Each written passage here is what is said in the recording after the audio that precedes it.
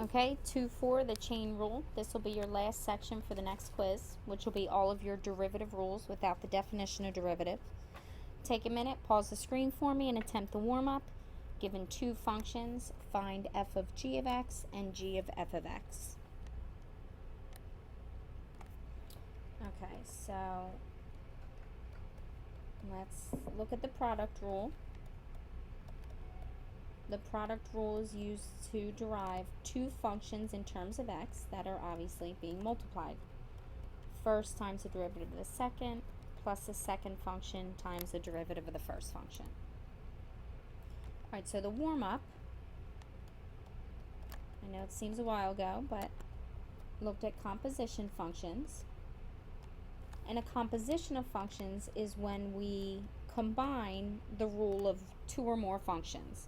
We're not multiplying them, we're not adding them, but the notation means the inside function we plug into the outside function. So the chain rule is used to derive a composition function. So the derivative of f of g of x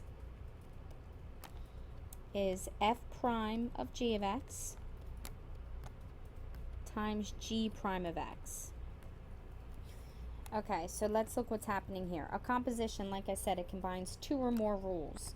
So we derive the outermost rule first, keep the inside function the same, and then we multiply by the derivative of the inside function. So for the chain rule, we derive from the outside in. Alright, let's look at some examples.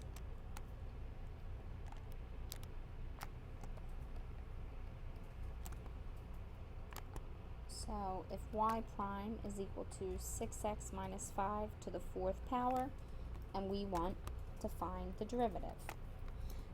Y is, so look at the two functions here. When I say outermost function, the outside function is something being raised to the 4th power.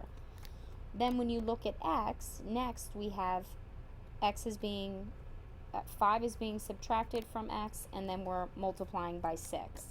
So when we derive, we're going to work in this order, deriving only one function at a time. So the derivative of something raised to the 4th power is 4 times that something cubed. The derivative of any constant is just 0. And then the derivative of 6 times x, we would multiply by 6. Alright, so let's look at that again. The outermost function is you're raising it to the 4th power. So what's the derivative of anything to the 4th power? Bring the exponent out front and subtract 1 from the original. Then when we look at the derivative of the inside function, this is the derivative of just the 6x minus 5. This is the derivative of something being raised to the 4th power. Now what was that something? The 6x minus 5. So our final answer would be 24 times 6x minus 5 raised to the 3rd power. You can only derive one function at a time. The base of the exponent, in this case, we have to keep the same.